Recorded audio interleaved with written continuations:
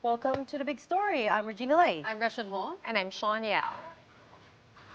Tonight's big story is in a move that caught many by surprise. President Marcos names a new president and CEO for PhilHealth, replacing Emmanuel Ledesma Jr. This while the Supreme Court hears oral arguments on the transfer of nearly 90 billion pesos out of the insurer. At least 37 bloggers snub the first House hearing on fake news and disinformation today, angering some of the lawmakers. In fact, some of the social media influencers run to the Supreme Court to get a TRO.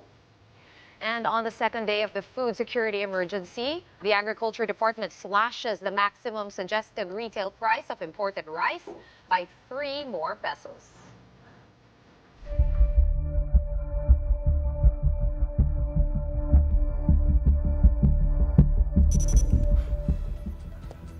Change is afoot at PhilHealth. President Marcos appointed a new president and CEO, U.S.-trained Dr. Edwin Mercado. In fact, the president swore in Dr. Mercado right this afternoon. No statement yet, though, from his predecessor, Emmanuel Ledesma Jr., about his sudden departure. But of course, Ledesma's leadership has been mired in controversies, and one such issue was the transfer of PhilHealth's so-called excess funds back to the National Treasury, the oral arguments for which the Supreme Court began hearing today. Maricel Halili has tonight's big story. PhilHealth is hoping for a new lease on life with a new man at the helm. U.S.-trained orthopedic surgeon Dr. Edwin Mercado has replaced Emmanuel Ledesma Jr. as president and CEO of the state health insurer in what came as a surprise to many. Dr. Mercado took his oath of office on Tuesday, bringing with him decades of experience as hospital administrator, among others. He's a medicine graduate of the University of the Philippines, former vice chairman of Mercado General Hospital and QualiMed Health Network, has a Master of Medical Sciences and Global Health Delivery from Harvard Medical School, and an executive master's degree in healthcare administration from the University of North Carolina. In a statement, PhilHealth welcomed its new chief, expressing confidence that Mercado will successfully carry out the mandate of the National Health Insurance Program and fulfill the aspirations of universal health care for all 115 million Filipinos. For his part, Health Secretary Ted Herbosa says he's excited to work with a new PhilHealth president. He also thanked Ledesma for his service, even though he slammed PhilHealth management just last month over its quote-unquote broken system. Public health advocate Dr. Mingita Padilla says the medical community is happy about Mercado's appointment as he's a good man, but pointed out that he has his work cut out for him. We in the medical field we actually welcome the appointment of Dr. Ed Mercado as PhilHealth CEO, President and CEO. They have to clean up the execom. I'm really sorry. There has to be some accountability, and that's the difficult part, and it needs courage and political will, not just on the part of the new president, but also on the part of the appointing authority. Now they have to back him up, because I believe that Ed is a good guy, and he's competent, and he wants to do what's good, and he doesn't need this job. I think he's doing it to serve. Ledesma has yet to speak out about being replaced, but his tenure since November 2022 was hounded by numerous controversies, including a Medusa ransomware attack, where the data of millions of PhilHealth members were supposedly compromised. Then there's the 138 million peso proposed budget for the state health insurer's 30th anniversary celebration this year. And this year, PhilHealth got zero government subsidy, a first since the agency's inception. Senate President Cheese Escudero now says openly that Ledesma should have been replaced a long time ago. He also has this advice to Ledesma's successor. Huwag niyang gawin yung ginawa ng kanyang predecessor. Tutukan ng benepisyo na dapat binibigay sa ating mga kababayan at tiyakin na match ito sa pangailangan. Senate Finance Committee Chair Grace Poe hopes Mercado can take on what she calls the gargantuan task of making PhilHealth shape up and live up to its mandate. She also tells the new management to settle remaining deficiencies to health workers, hospitals, and other institutions. And on the day there was a leadership change at PhilHealth, The agency was also the subject of oral arguments over at the Supreme Court not too far away. Taken up were 3 petitions that branded as illegal the Department of Finance's order to have PhilHealth transfer almost 90 billion pesos of its budget to the National Treasury to be used for unprogrammed appropriations. Outside the High Court, Health Alliance for Democracy, Filipino Nurses United, and Bayan Muna also protested the budget return. Petitioners included former Finance Undersecretary Shawn MAGNO, Senator Coco Pimentel, former SC Senior Associate Justice Antonio Carpio, and the Philippine Medical Association. The Solicitor General is serving as legal counsel through the respondents, PhilHealth, the Executive Secretary, Department of Finance, and both houses of Congress. For News 5, Maricel Halili, We Are One News. The Finance Department put out a statement today in response to the case. Well, let me read that out, including the most salient points regarding how they came up with the 89.9 billion peso figure.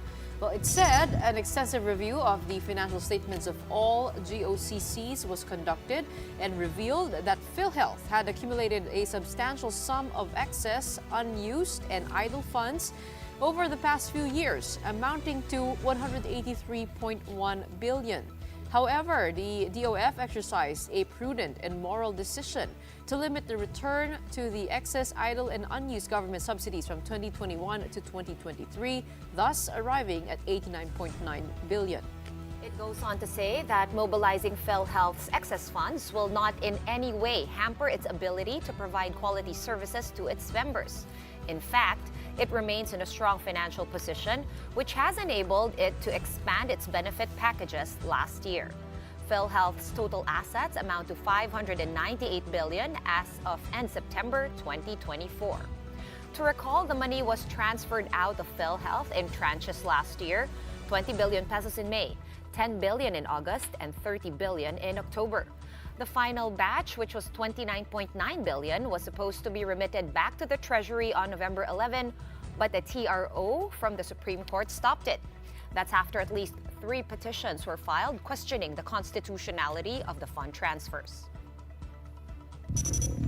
All right, at this point, let's bring in former Finance Undersecretary Shawn MAGNO. She is one of the petitioners against what some have called the impounding of PhilHealth's funds, and I believe she joins us on the line. Good evening, Usec MAGNO, Professor MAGNO, I should call you. Can you hear me okay? Yes, hi, good evening. I can hear you. Perfect. Prof, first of all, I wonder if you could give us an update on how the oral arguments today at the Supreme Court went. Were you able to attend, and how was your assessment? Yes, I was able to attend, and based on my assessment and what I heard from the government side is that, the clear argument from their side is that they're saying they're the PhilHealth fund on the basis of creativity and innovativeness in terms of fiscal management. And I surmise that there's no strong legal foundation or basis on the action of Department of Finance. And yet the DOF today issued a statement, Professor. It's a very long statement, parts of which essentially they're arguing that it was legally sound. They consulted the Office of the Solicitor General before they proceeded with the transfer. They also consulted the GOCCs, and in the end they said they exercised prudent and moral decision in coming up with that 89.9 billion pesos. How do we reconcile that viewpoint? Well, the key question that was asked by the members of the Supreme Court today is how we define the surplus fund. And based on the government's explanation, it clearly showed that there's no legal basis on the definition of surplus fund that they presented. And even when I look at this surplus fund that the DOF is referring to, if you look at it, it's basically the difference between what government provided, the subsidy to indirect contributors, minus what they actually spent for indirect contributors. This is a basic violation, or it contradicts some basic foundation of insurance on risk pooling. So for me, there's no legal basis. There's no basis on basic insurance principles. So That's my assessment of what I saw today Like we from know. the presentation of the government. All right, Professor Shello, we know that the DOF did say have a long statement and they tried to explain. I was wondering if their reasoning or their explanations was satisfactory to you, and also they again re-emphasized that they were just following the directives of Congress, that fourth provision that you were talking about in your podcasts when sa kasagsagan nitong issue, right? Right. Well, the discussion today centered on our Section 11 of the Universal Health Care Act, where it was very clear that the PhilHealth can have a reserve fund, and any amount in excess of the reserve fund can only be used to improve the benefits of the members or adjust the premium of the members. And so the justices were asking what the basis is of the computation of the surplus, because the law does not provide for provision or for any surplus fund.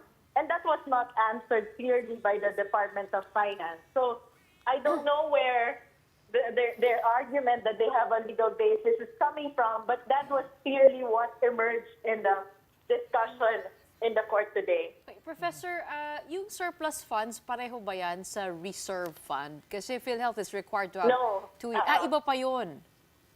Yes. So what they're saying is that on top of the reserve fund, they have a surplus fund. And the reserve fund is actually designed to cover the contingent liability of PhilHealth. These are anticipated expenses that PhilHealth should be able to cover in the event that these expenses are realized. So what the Department of Finance is saying is after computing the reserve fund, they're able to compute for surplus funds, which on that basis, they collected and transferred to the Treasury. Okay, So the key question is there legal basis to have a surplus fund? And unfortunately, there's no such thing in the law, because what the law says is that if you have excess money on top of the reserve fund, the only option for government is to adjust the benefits or refund, reduce the premium that the members are paying. Okay, but do you think it's a conflict of definition? I mean, we're here trying to flesh out what's surplus, what's reserve, how much insurance contract liabilities should be kept by PhilHealth. But when we talk to DOH, sabi nila that we're trying to make PhilHealth more efficient in its use of money because it's supposed to be improving on its packages. And we saw that lately. They improved on almost all of their programs. So it makes us wonder if this pressure on PhilHealth actually made them do their job better. Yes, I'm actually happy that they're now adjusting all the packages, but there are a lot of questions that are emerging on the way they presented the information. For example, there was a question on how they're computing the reserve fund, and they said that they are basing this on past operational costs of PhilHealth. If you are aware of how actuarial projections are made, this cannot be based on historical, well, you base it on historical data, but assuming future expenses. So you have to make adjustments based on anticipated expenses, not based on historical costs. That's one. And then second, I think the issue of accountability is also something important, because in the first place, aside from the management's responsibility of making sure that they improve the services of PhilHealth, the board of PhilHealth, which includes the Secretary of Finance, Secretary of Budget, the Secretary of Health, have a moral responsibility to make sure that PhilHealth does its job of providing Filipinos sufficient packages to cover our health expenditures. But unfortunately, what emerged, and based on the presentation of the government, is that over the years, there's this surplus fund, while we Filipinos are only benefiting a small coverage from PhilHealth. So it means that there's significant inefficiency in PhilHealth, and the surplus fund that they are presenting is based on this inefficiency. And I would attribute this inefficiency to the inability of the management to improve its services, and for the board to not demanding accountability from the management. There are a lot of words here whose definition are being argued at this point. So you talked about surplus, you talked about reserve funds. Let me introduce a few others. The DOF used the words excess, unused, and idle funds to describe the 183.1 billion pesos that they said PhilHealth had, which is what they based the 89.9 billion pesos on to begin with. They said they realized that PhilHealth had accumulated this amount over the years. Let me zero in on the word unused there. What is the issue here with the fact that that amount was unused, if it was indeed 183 billion pesos? That's actually what's bothering me, because in the first place, for example, if you have a reserve fund, you should not really use it because it has to be a ready fund that the PhilHealth can use to cover its liability. On the other hand, based on the Section 11, if they do it on top of, well, refunding or reducing premium and expanding services, PhilHealth can also have an investment fund. So if it's idle, are they saying that they did not invest the money? So these are the emerging questions, and I think it's good that they're being put on the table. But an important thing would be to hold the management and the board of PhilHealth accountable for the failure to properly manage the finances of PhilHealth and for the failure to expand the services that we should getting from them. As far as you know, Professor Shello, supposedly this idea to transfer the idle / excess / unused surplus reserve fund was cleared by the COA as well as the GOCCCGC, I believe it's called, the Corporate Governance Commission governing GOCCs. Is it because there has been no precedent, or like what went on there? Well, if you look at the COA report, they're highlighting that PhilHealth is financially unhealthy because they do not have sufficient funds to cover their contingent liability. So I'm not sure COA is agreeing to the transfer of funds to the Treasury. The OGCC, I would assume, because you have said they consulted the OGCC, and that they're arguing that their action was based on the provision of the GAA. So I would assume that in the succeeding discussion in the Supreme Court, that will be further threshed out. Okay. Prof, a new PhilHealth CEO, was introduced today. That's Dr. Edwin Mercado. I want to get your reaction to that. And what would be your challenge to the new head of the state insurer? Yeah, well, that's a welcome move because we've been calling for the removal of the president of PhilHealth. But in fact, not just the president, but the whole management of PhilHealth needs a revamp. But I would, my primary concern is really making sure that they expand the benefit of PhilHealth, benefit coverage, but at the same time, to also make sure that there are providers. Because, for example, PhilHealth keeps on saying that we have this consulta package and that everyone is covered. But despite the fact that this package exists, it's not really available to everyone because there are no providers where we can use the services. So providing the supplier is also important in terms of making sure that PhilHealth is effective. So that's one. And then second, I would like to actually challenge in relation to the absence of budget for 2025, because that's another legal question that we haven't really discussed, right? And we are planning to file a case against it. I would actually want to challenge the government. If it is true that there's excess money that's not being used, and if the government is not providing its counterpart in terms of the premium of indirect payers, then I would challenge the president to also issue a moratorium in terms of premium payments of regular workers. Because if the government is not paying its premium, why would regular, ordinary Filipino pay its premium when they are saying there are excess funds? So let's utilize the money. Let's use all this quote-unquote idle funds to finance PhilHealth and resume the payments when the government decides to provide its counterpart also. I want to get ahead of the Supreme Court here, Professor, but I wonder if I could hear your expert insights. Who do you think has the bigger liability here? The DOF for interpreting the funds, the financial statements of PhilHealth as such, or as Shawn pointed out, it was Congress who ordered that the so-called excess funds of the 2024 GAA be remitted to finance unprogrammed appropriations. I think both branches of government have accountability here. One, Congress for going beyond its mandate in terms of framing the GAA and trying to amend existing laws by allowing the executive to tap GOCC money. But on the other hand, DOF for also being a member of the board and not pushing PhilHealth to do its job of providing better services and better coverage for Filipino people. And instead of doing that, actually trying to get the money to use it to cover for infrastructure projects that are actually unfunded, which is actually the root cause of all these problems.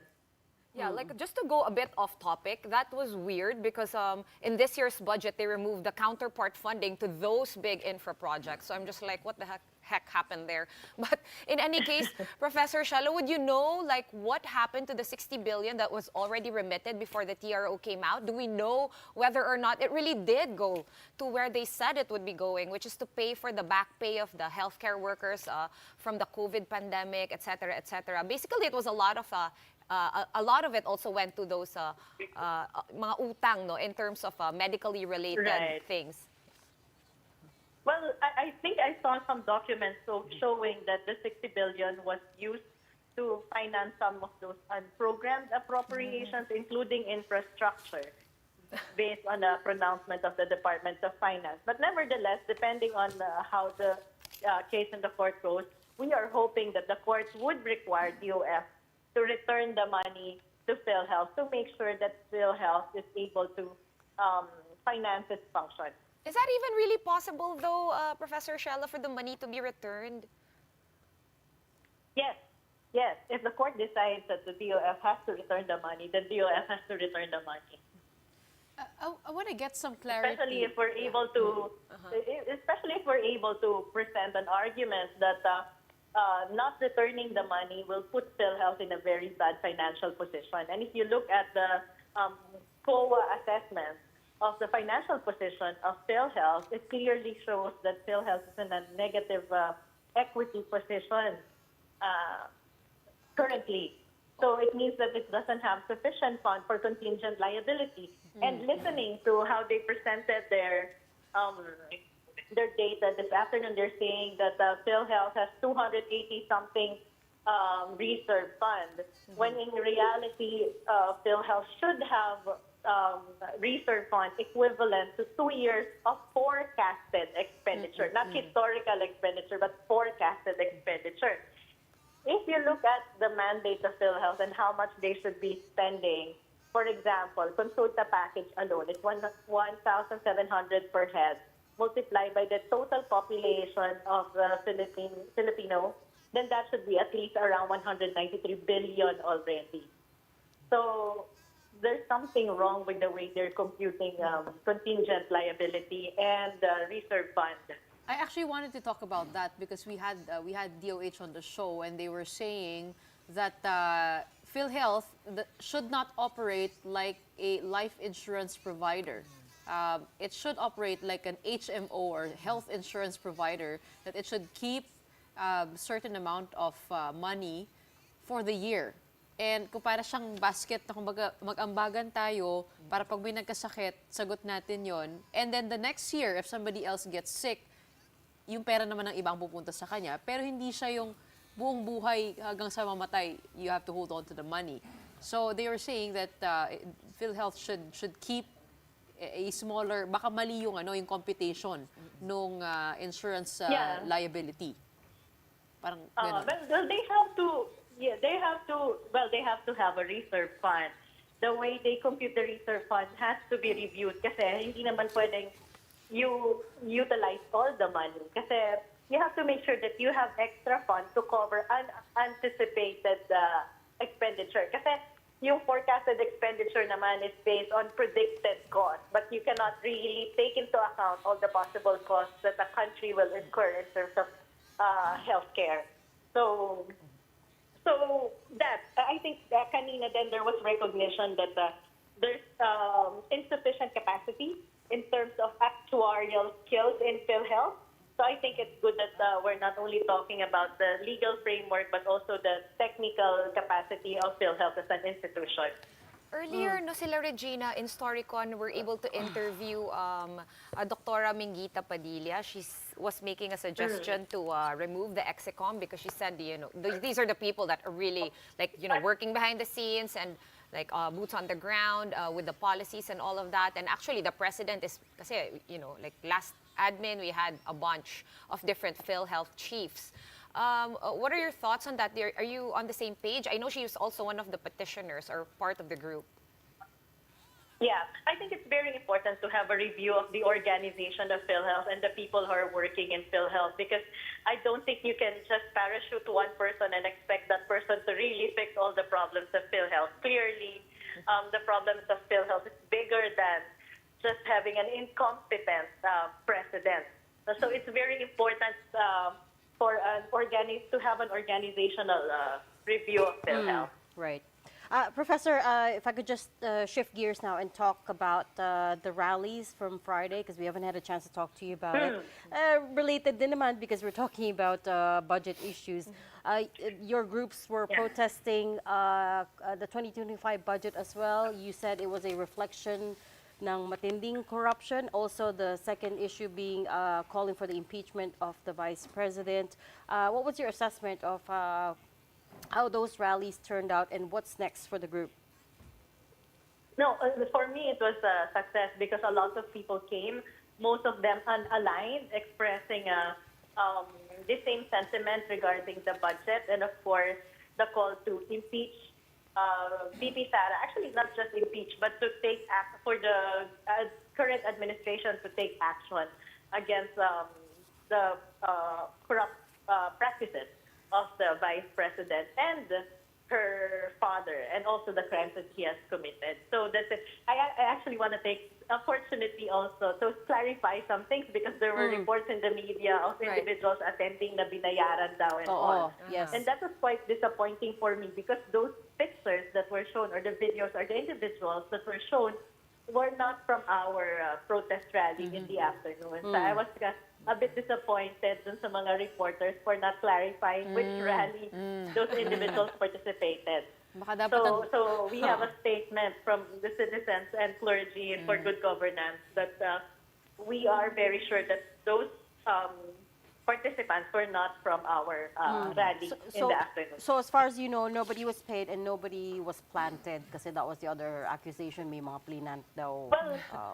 Well, actually, yung planted, meron kami. Kasi I remember some of the participants approaching me and they said that they saw it and sinita talaga nila. And nung sinita nila, biglang umalis. And they were giving money to our participants. And the participants said hindi nila kilala itong taong bigla na lang sila binibigyan ng money. And nung sinita nga ng mga ibang participants, biglang umalis.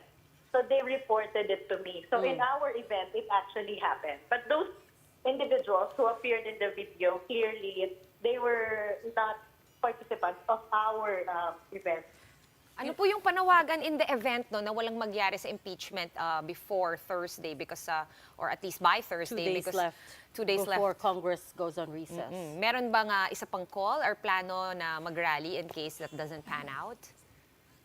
But we will continue our demands for this administration to actually hold the Vice President accountable. Kasi enumerate naman na yung mga basis for filing of cases against her and for impeaching her.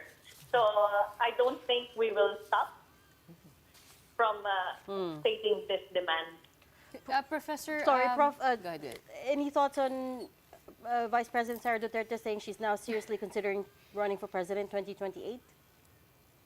Well, anyone can decide to run in 2028. So parang hindi naman siya surprising on my part na magkaroon siya ng ganung decision. Fair point. Hey, Professor, the Supreme Court is asking government to explain itself in the challenge of the constitutionality of the budget. At this point, what do you think can happen? If this budget is actually declared unconstitutional, we have an election year coming up. We have a special budget for that. Will we get a reenacted budget? And, wouldn't that end up in a crisis of some sort? Well, if the Supreme Court, we're also planning to file our a case against the 2025 budget, maybe in a week or two.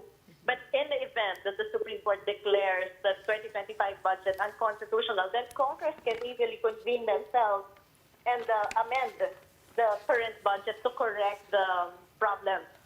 So in the meantime, kapag na-declare yun and Congress does not convene itself, then we will have the reenacted budget. But Congress always has that opportunity to amend the 2025 budget and to correct it so that we can avoid the situation of a completely reenacted budget for 2025.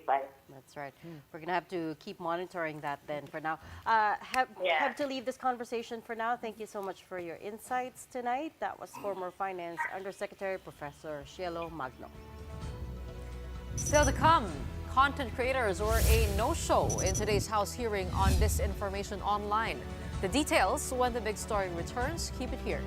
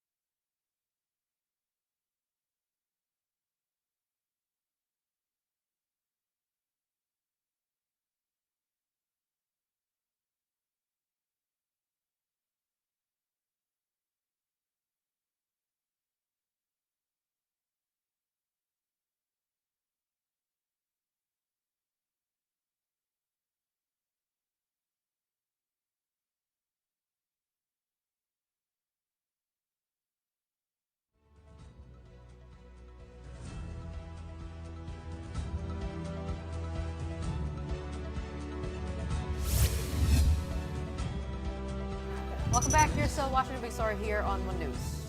Dozens of social media personalities who were invited to the lower house snubbed the hearing on fake news today. Instead, some of them ran to the Supreme Court to argue that the hearing violated their right to freedom of speech. Marian Enriquez with the big story. Of the 40 social media personalities invited to today's House investigation on the proliferation of fake news and disinformation, only 3 showed up. Most submitted excuse letters, with some saying they were out of the country. Others questioned the legitimacy of the House probe, invoking their freedom of speech. This did not sit well with Committee on Human Rights Chairman and Manila 6th District Representative Benny Abante. Ang tatapang nila Ang tatapang sa pagmumura, nang wala tayong kalaban-laban. Ngayon, pag kaharap dito, hindi makaharap dito. Mga takot din pala yung mga yan Humarap ka dito. Abang Lingkod Party List Representative Stephen Paduan said the letters were not a free pass. He then made a motion to issue show-cause orders to the content creators who did not state a valid reason for their absence. Among them were former Press Secretary Attorney Trixie Cruz Angeles, Mark Anthony Lopez, Crisette Laureta Chu, Aaron Peña, and Elizabeth Joey Cruz. Attorney Cruz Angeles, who outright rejected the committee's invitation, filed a temporary restraining order on the hearing before the Supreme Court on behalf of the group. Ito ay paraan para malimit yung space o yung democratic space para makapagsalita at makapagpahayag. So mahalaga na dalhin namin sa tamang venue at ang venue na ito ay ang Korte Suprema. In a statement, Attorney Harry Roque said he was serving as legal counsel to the group and insisted that the House investigation is meant to take down the Dutertes and their allies.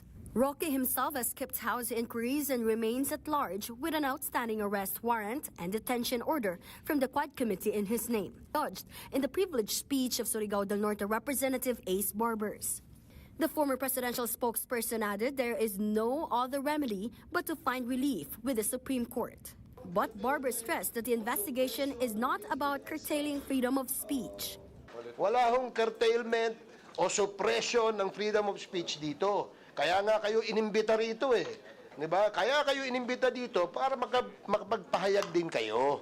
Paduano also moved to refer Cruz Angeles' case to the House Legal Department for a possible disbarment case. Despite being snubbed by most of those invited, the TRICOM continued the hearing, where a proposed code of conduct for content creators was discussed.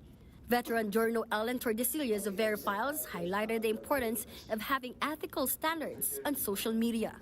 I'm worried sometimes that we take the lack of truthfulness parang casually for granted. So I think we should, yun ang pinakaano ko is, I think we should strengthen our appreciation for truthfulness. Merong mga journalists na nagbablog, di ba? But blogging does not make you a journalist. For News 5, I'm Marian Enriquez. We are One News. In other news, it is day 2 of the food security emergency on rice, and the Department of Agriculture says that it will cut prices of imported rice as well.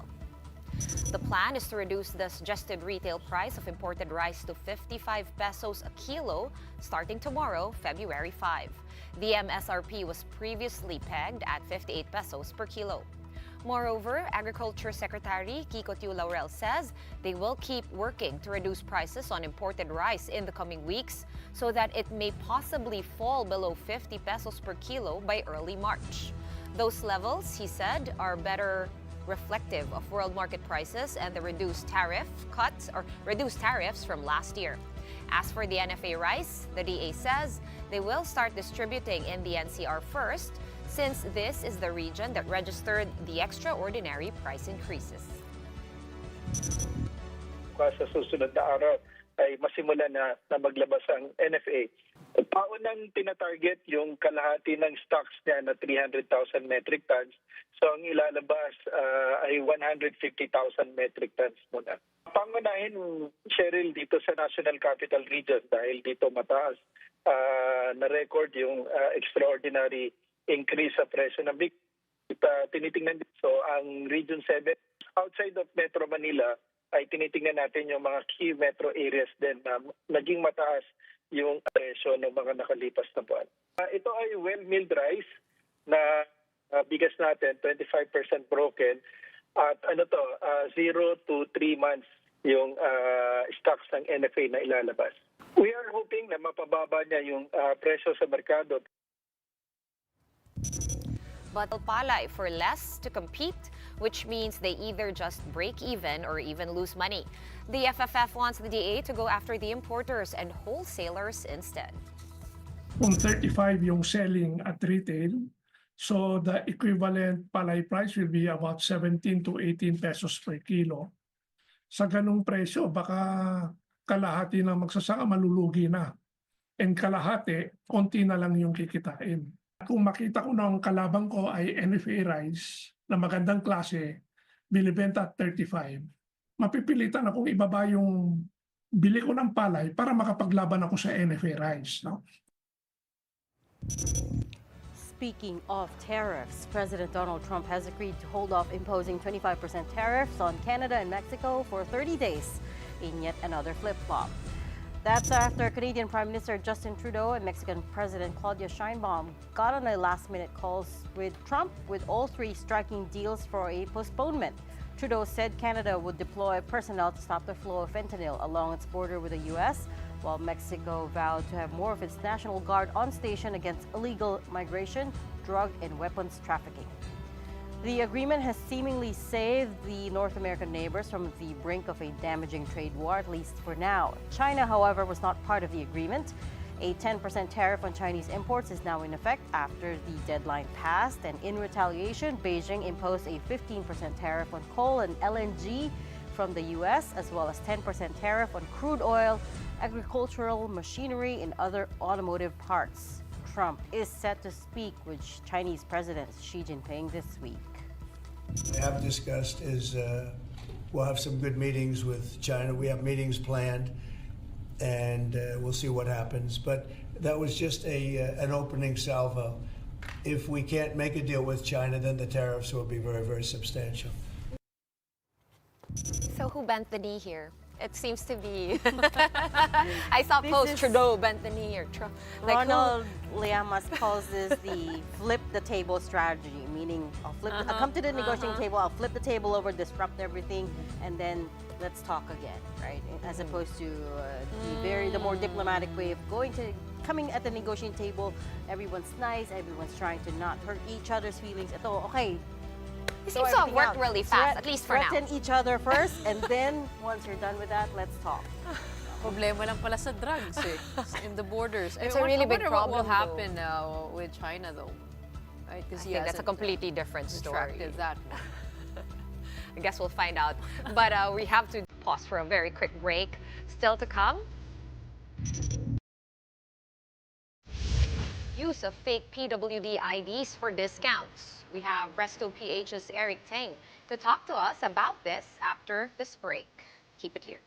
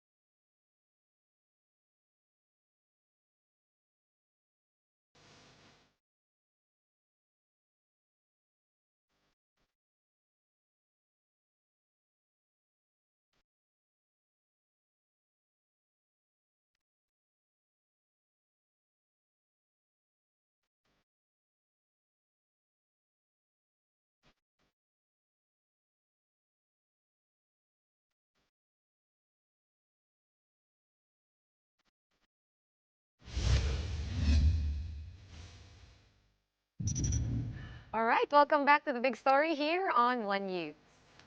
The misuse of IDs for discounts is now a huge concern for the food serving and restaurant industry. Restaurant owners of the Philippines recently posted on social media calling out the widespread abuse of fake PWD IDs that are, quote, crippling the restaurant industry. Resto PH explained that the 20% discount mandated by law is not subsidized by the government, but is shouldered by the businesses themselves, thereby impacting employees, the food quality, and the menu prices. The issue could spell the difference between survival and closure, especially for smaller establishments, they said. The statement ends with a call for fairness, stressing the discount should help those it was meant for. Let's discuss this issue with Restaurant Owners of the Philippines, President Emeritus Eric TENG. Good evening. Thank you so much for joining us tonight. Hello, good evening. Okay, Eric, can you give us an overview of the gravity of the situation? Like, how much do businesses lose from fake PWD IDs? And I guess what triggered the discovery of that so many are actually using fake PWD IDs? How did you figure that out? Well, we've been seeing, first, thank you for having us. We've been seeing fake PWD cards since before the pandemic, but until the formation of Resto PH, none of us got together and talked about our common experiences. And before, it was just a few per day. 2 years ago, we noticed that the PWD discounts were now accounting for 5% of our sales. And recently, late last year, when we held another discussion, it was over 25%, and with some restaurants reporting 30%. Wow. So clearly, it has gone up by 5-fold. So this is significant because it now will force restaurants to raise prices or let go of people. Price should be the real persons with disability. Oh dear. Who have been raised just to cover discount expenses. Eric, just to set the context as well, can you tell us how many restaurant owners Resto PH represents? How big an industry group are you? We are over 200 owners, but that represents a few thousand restaurants in the country. And we also try to help other restaurant associations in other parts of the country, other cities, or other provinces and other regions. So we see ourselves as a group who are only trying to be of service to the restaurant and F&B industry. Eric, I'm just curious, like, what have you guys done? I know you have a group, so you obviously probably meet and talk about this particular gripe for a while now. Were there any concrete action plans that you guys decided on? Who do you call when you have these problems? And were you guys heard at all? Oh, yes. We've been having dialogues with our mayors. We've had dialogues with former Secretary Abalos of the ILG. And recently we had a hearing with Senator Gatchalian and Secretary Rex Gatchalian of the DSWD. And we're very happy that Senator Gatchalian has seen the massive losses in tax revenues.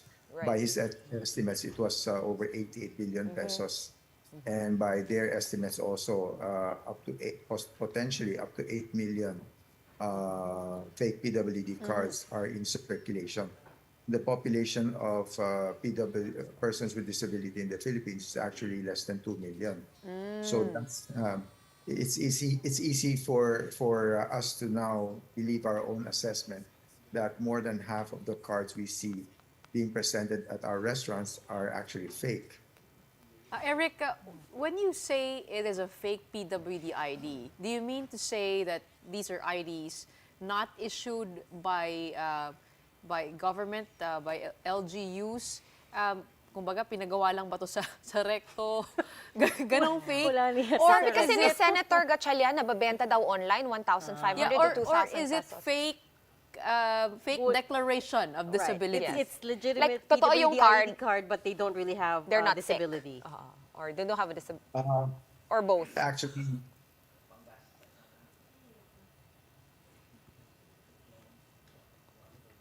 okay, let's wait for Eric to... Oh, there we go. Eric, can you say that again? You kind of froze. It's a bit choppy. Okay, my apologies. Recently, we have seen fake cards being sold on Facebook Marketplace for as little as 150 pesos. Probably that's a very bad fake. Normally, they're selling for about, I think, 300 pesos up to 1,500 with the booklet. But actually, the danger is it can actually be printed by anyone at home with a printer. And the problem here is that it's so prevalent that they're getting better at making these fakes. Before it was easy to spot, and I don't want to share all our trade secrets how we spot We won't ask you to. cards. But we do see a lot of inconsistencies. The most usual is the serial numbers of several people for their card are identical. Or some will have, we are presented with templates or samples of, let's say, cities like Quezon City, Manila, and they have very different designs. So sometimes the Metro Manila or Manila design card is being used to know a city. So it's very easy to spot. Or the LGU code is not the one that it. 2 days ago, Eric, the DOJ said, sorry, are you there? Can you still hear us? Hi, Eric. Yes, I can. Yes. Okay, 2 days ago, the DOJ said no need to verify with the second ID. No, when PWDs are using their cards. How has this impacted you guys? We also know that they did release like some sort of a new PWD card. Have those helped at all, or it's early days yet? The DOJ, we agree with what the DOJ has expressed in their opinion, that there should be no need for verification. And we would like not to verify the card. We want, like senior citizens cards, we don't verify at all because, for example, one look at my face, you know I'm a senior citizen.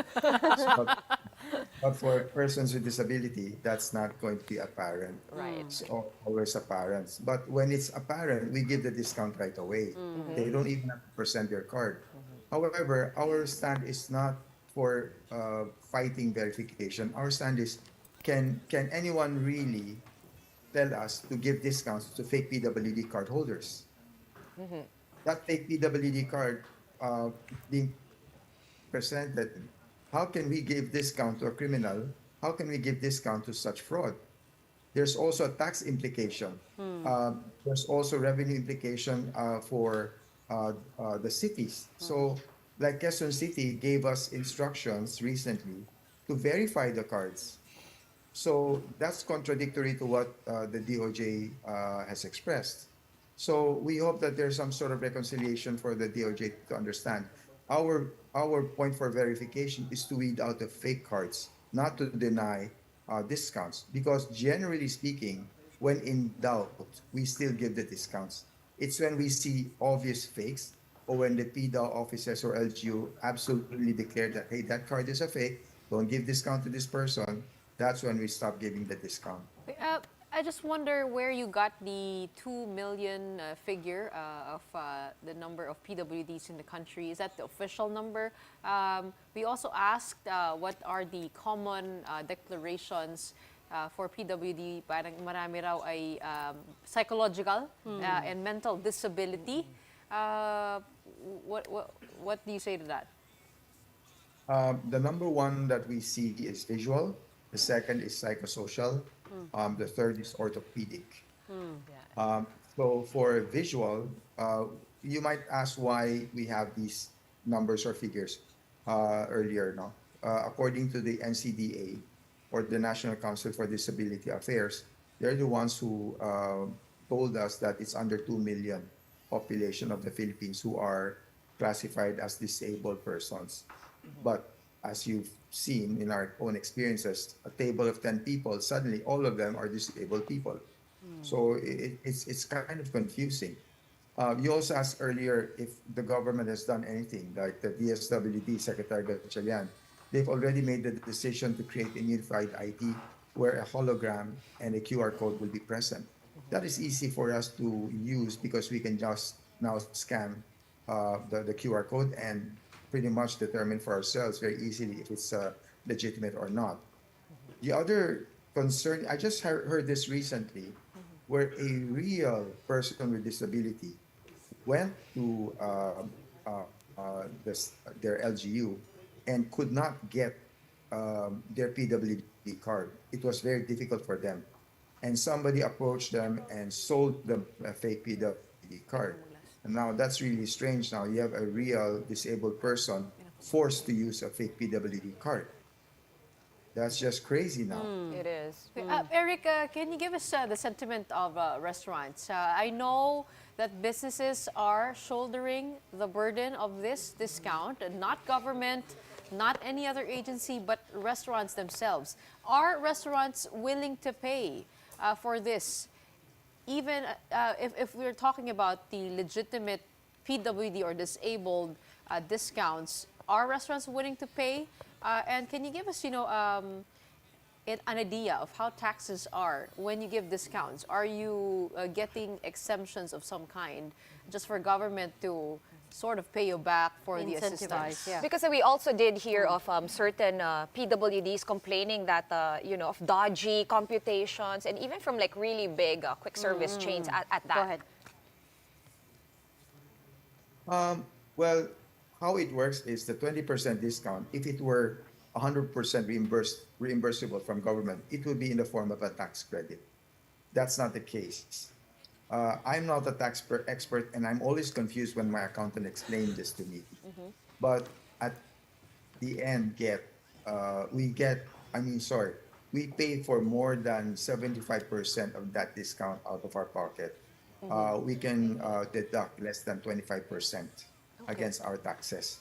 The other part is government actually loses the VAT because the VAT is removed from the computation.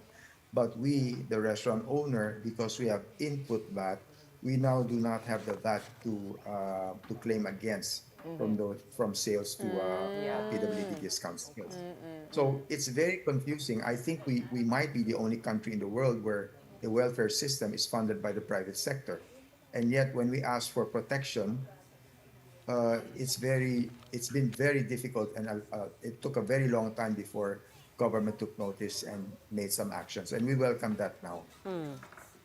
Okay. All right, thank you so much for clearing that out with us. Clean that up. And sharing the sentiment of the Restaurant Association. Thank you for joining us tonight, Resto PH President Emeritus Eric Teng. Whilst he was talking, I had a quick look on FB Marketplace, and he's right. You could easily find lots and lots of ads showing PWD IDs. They'll assist you. They're or even they'll on like the shopping apps. And really, that's the platform's culpability, right? That's because that's cyber fraud. That's illegal activity, and I don't know why Facebook hasn't done anything around it. I think they try to catch, but they just keep like popping up like mushrooming all over the place. Right, but they've got the power to shut it down. It's their problem, right? Yeah. Well, hoping that new PWD card will address the situation. I think it goes on pilot test supposedly last month until June. Hindi na kailangan pala mag-recto, no? Facebook lang. Oo, shortcut na nga ngayon, ang dali-dali. Recto still gets a bad rap, but I think there's no more fakers in there. They've all gone online since the pandemic. No, I'm just joking. But finally, for our big picture tonight, we say a big happy birthday to Facebook. 21 years ago today, Mark Zuckerberg and some friends launched the site exclusively for Harvard students. The platform's reach expanded and began including members of other U.S. universities. And the rest, as they say, is history. Fast forward to 2025, and the social networking site has about 3 billion users with an estimated net worth of $1 trillion or 55 trillion pesos. Facebook has since acquired Instagram and has changed its parent name to Meta in 2021. Pero trillion-dollar company, and yet we can't curb fake ads, spam, cyber activity, and fact-checking. Cyber fraud pala, and fact-checking. I don't know. And now they're looking to loosen up. Yun yung term na tumatanda ng content moderation. Content moderation, right? Like the track of X. And I think Mark Zuckerberg might also be heading towards cutting down jobs. Yeah, which he has been already, right? For a while. That part you can't argue, but I mean, Facebook, you're 21 years old. You're an adult now. Sale of fake PWD IDs, I mean, that's clear as day. That's illegal. That's illegal. That should be stamped out of social media, right? But Here's what to do I know? hoping that Mark Zuckerberg caught this episode tonight. But unfortunately, that's all the time we have. That's it for the big Puro story. negative naman tayo. Hindi tayo mapapanood kung wala tayo sa Facebook. Totoo Meron tayong naman. Facebook live stream. Nahawa na siya sa optimism Sina. ko. The good and the bad, we take it all. We are One News, all sides, all the time. Thanks for tuning in. Have a good night. Stay tuned because coming up next is Play-by-Play with Cheska Litton, Calao, and Jot Sulit. Ooh! What if we bring back Friendster Ay! and ask people to give us testimonials again? Ano yung Friendster? Joke Oh lang. my God! Shots fired! Get out of Joke here! lang, joke lang. Get out of here! Get out! That's a great idea, but sana all our pictures come back. You know, the ones from college. MySpace, multiply. Multiply. What was the, oh my gosh. Uy, pa-testy. Tama naman pala eh. Kala ko hindi mo alam. my photos to come back. Sige na, yung mga... Sigurado ako pagka, meron pang Friendster ngayon, ang dami na nagre-react doon, nagre-testy doon sa Luka Doncic age. Ay, for sure. Luka yung is pa rin an amazing person. We love him here in Dallas. Luka, testy back. Bring him back. Bring him back. So is it still the big story of sports up to What do you today? have? What do you guys have for us? We're going to have to talk about it a little bit. Yeah. And of course, we got updates from the NBA, including messages from Anthony Davis and De'Aaron Fox to their former teams, plus results of the games on tap today. And we've got the latest scores from the PVL All-Filipino Conference. I'm Jot Sulit, sitting in for Andre Felix. And I'm Cheska Litton, and here's tonight's Play-by-Play.